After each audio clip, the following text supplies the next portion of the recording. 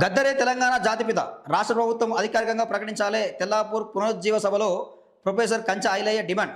లేకపోతే రాష్ట్రం శాశ్వతంగా నష్టపోవచ్చు. ఒక్క తూట దిగిన గాంధీ జాతిపిత అయితే 6 బుల్లెట్లు దిగిన గద్దర్ జాతిపిత ఎందుకు కాడు?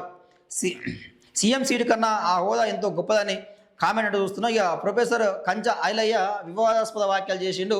సో ఆయన ఏమంటున్నాడు, ఇక జాతిపిత ప్రొఫెసర్ జయశంకర్ సార్ కాదు, కేసీఆర్ కాదు, ఇక గద్దరే తెలంగాణ జాతిపిత, గద్దర్నే ప్రకటించాలని చెప్పి ఆయన ఒక డిమాండ్ అయితే తెర మీదకి తీసుకురావడం జరిగింది. సో గద్దరు వాస్తవానికి కూడా పోరాట యోధుడు, ఆయన మాజీ నక్సలేటు, మావో సిద్ధాంతాలు కలిగిన వ్యక్తి ఆయన. సో అణగారిన ప్రజల కోసం, అణగారిన ప్రజల హక్కుల కోసం ఆయన కొట్లాడిండు, పేద వర్గాల కోసం కొట్లాడిండు, పోరాటం చేసిండు. తెలంగాణ ఉద్యమంలో ఆయన పాట గొంతై చాలా ప్రభావితం చేసింది. ఒక్క పాట ఏమైందంటే 1,00,000 మందిని కదిలిస్తుంది అనమాట. ఒక్క మాట కన్నా ఒక్క పాట 1,00,000 మందిని కదిలిస్తుంది. అలాంటి పాటలు ఎన్నో పాడారు, తెలంగాణ సాధించుకున్నాం.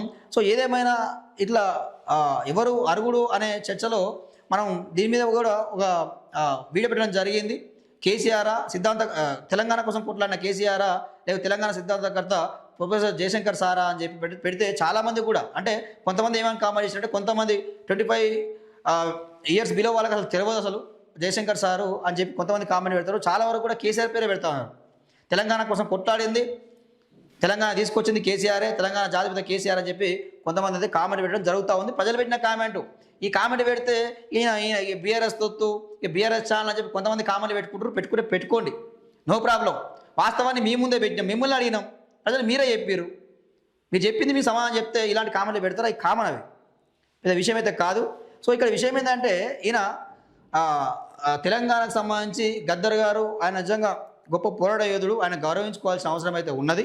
సో ఇక జాతిపితగా అరుగుడు కాదా అనేది ప్రజలు మరి మీరే చెప్పాలి, మీరే చెప్పాల్సిన అవసరం అయితే ఉన్నది. ఇక